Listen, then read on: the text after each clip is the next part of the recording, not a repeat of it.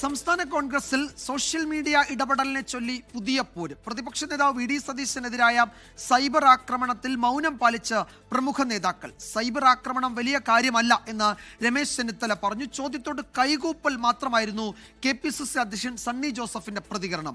മറ്റെല്ലാം മാറ്റിവെച്ച് സർക്കാരിനെതിരായ പോരാട്ടത്തിൽ ശ്രദ്ധ കേന്ദ്രീകരിക്കണമെന്നായിരുന്നു ഷാഫി പറമ്പലിന്റെ പ്രതികരണം. പ്രതിപക്ഷ നേതാവിനെ ലക്ഷ്യം വെച്ച് ഡിജിറ്റൽ മീഡിയ സെൽ അംഗങ്ങൾ നടത്തുന്ന പ്രചാരണത്തിന് കോൺഗ്രസ് നേതാക്കൾക്ക് മറുപടിയില്ല. സൈബർ ആക്രമണത്തെക്കുറിച്ചുള്ള ചോദ്യത്തിന് KPCC അധ്യക്ഷൻ സണ്ണി ജോസഫിന്റെ മറുപടി ഇങ്ങനെ: പ്രതിപക്ഷ നേതാവിനെതിരെ വലിയ തോതിലുള്ള സൈബർ അറ്റാക്ക് നടക്കുന്നത് ഗ്രൂപ്പുമായി ബന്ധപ്പെട്ട തർക്കമാണ് ഇത്ര സൈബർ അറ്റാക്കുകൾ എന്ന് പറയുന്നത്.